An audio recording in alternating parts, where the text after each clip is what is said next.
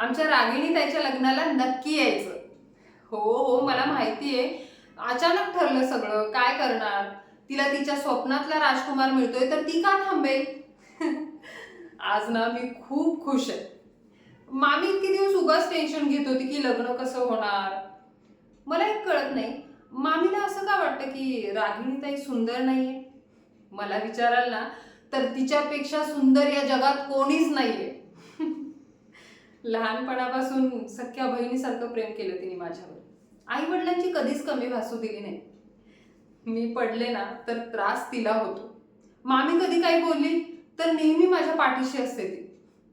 जी आत्याच्या मुलीवर एवढं प्रेम करते, अशी मुलगी जी त्यांच्या घरावर भारच झाली. सॉरी, मामा नेहमीच म्हणतो की हे पण माझंच घर आहे, पण माझं असं कधी काही नव्हतंच.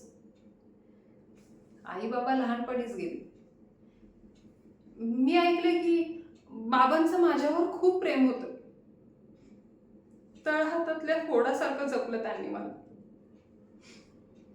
पण मला हे सगळं आटपाट नगरीतल्या गोष्टीसारखंच माहितीये. पण इथे सुद्धा सगळं काही छान आहे हा. मामा माझ्यासाठी इतकं करतो, कधीच काही कमी पडू देत नाही. आणि मामी पण, तिच्या मनात खूप माया आहे माझ्यासाठी. ती ती दाखवत नसेल ना तरी मला माहिती आहे ना. सॉरी, भरकटत गेले. मी काय म्हणत होते. हा, जी माझ्यावर एवढं प्रेम करते ती स्वतःच्या नवऱ्याला घराला किती सुखी ठेवेल.